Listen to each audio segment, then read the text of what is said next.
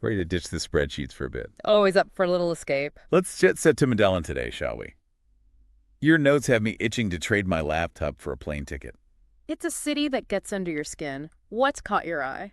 First up, Comuna 13. It's calling to me. Mm.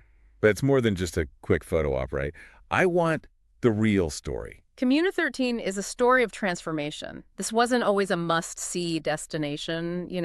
It had a reputation, a tough one. Yeah, I'd heard whispers. But then the community, they flipped the script. They took their narrative into their own hands, literally, through art, through music, through those incredible outdoor escalators. Okay, stop right there. Those escalators, they're more than just a way to get around, aren't they? Think about it. Imagine climbing hundreds of steep steps day in and day out just to reach your home. These escalators, they weren't just about convenience, they represented something bigger.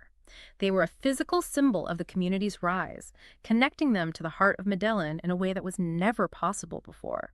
And the art, wow, it's everywhere. Murals bursting with color, each brushstroke telling a story of struggle, of resilience, of the human spirit. It's like walking through a living, breathing museum. Exactly. Okay, enough concrete jungle for me. Your notes mentioned something about a cable car to a nature reserve. Parque Arvi, right. Sign me up. Imagine this. You're gliding above the city, and slowly the urban landscape fades into a sea of green.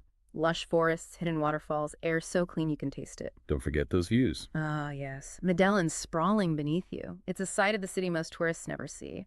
A place to reconnect with nature, breathe in the fresh air, and just be. I need that in my life. Maybe a little cafe con leche overlooking the Andes while I'm at it. Speaking of breathtaking, your notes mentioned Plaza Botero. And I gotta ask, what's the deal with those sculptures? Fernando Botero. You can't talk about Medellin without talking about Botero. His sculptures, they're definitely something. Round is the word that comes to mind. Let's call it voluptuous, shall we? He's a national treasure, known for his playful, exaggerated forms. You'll either love them or find them a bit quirky, but one thing's for sure, they're unforgettable, and the plaza itself is a vibe.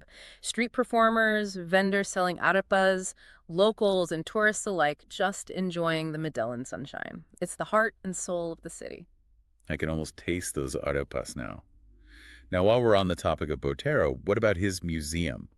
Is the Museo de Antioquia worth adding to the itinerary? Absolutely. It's a chance to dive deeper into his world. You'll see his artistic evolution from his early works to his later masterpieces. Plus, they have a fantastic collection of other Colombian artists, too. It's a must for any art lover. Added to the list. Okay, last but not least, Pueblito Paisa, a replica village on a hilltop.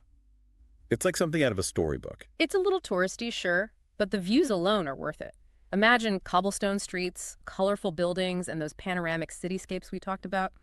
You'll find traditional food stalls, craft shops, and a taste of that old world charm. It's like taking a step back in time. From the vibrant streets of Comuna 13 to those stunning views from Pueblito Paisa, Medellin is a city that has it all. But here's the thing. Will you find the real Medellin, the one that beats in the heart of its people? That's the real adventure.